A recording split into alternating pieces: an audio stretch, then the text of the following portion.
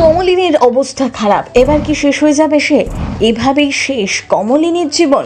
স্বতন্ত্র যে বিয়ে করেছে তাতে কোনো লাভ হয়নি। শেষ পর্যন্ত সবটা জানতে পারবে বাড়ির লোক। এভাবেই কি শেষের পথে চিরসখা সিরিয়াল? তা বোঝা যাবে আগামী পর্বেই। কমলিনী বাবা দাদার খটকা লাগে। তার কাকাকে প্রশ্ন করতে থাকে, হঠাৎ করে এমন কি হলো?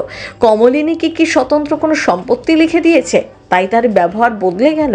কিন্তু কমলিনী কাকা জানায় তিনি এরকম মানুষ নন। সম্পত্তির জন্য তিনি ব্যবহার বদলে দেবেন সেটা তিনি কল্পনাও করতে পারেন না, কিন্তু তিনি আসল ঘটনাটা জানতেও চাইছেন না। এদিকে সকলেই কমলিনীর জন্য চিন্তা করতে থাকে। মিঠি অঝরে কান্না করছে মায়ের জন্য।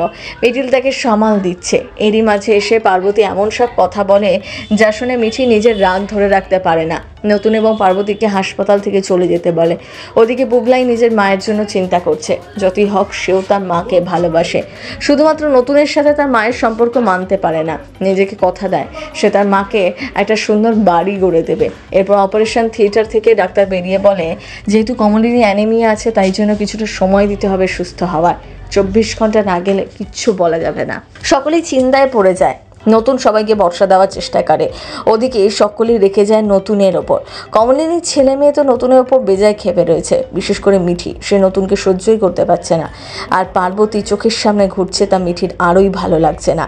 পার্বতীকে সেখান থেকে অপমান করে বের করে দেওয়ার চেষ্টা করে মিঠি, কিন্তু সে সেখানে দাঁড়িয়েই থাকবে।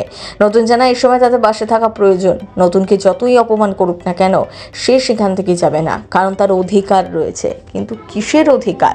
কোন অধিকার থেকে সে তার মায়ের সমস্ত কিছু করছেন তা কিন্তু সে ভুলেও জানাচ্ছে না। পার্বতী বারবার নতুনকে অপমানের জবাব দিতে থাকে, কিন্তু মিঠি নিজের মধ্যে নেই, তাই ছোট বড় কথা বলে ফেলে।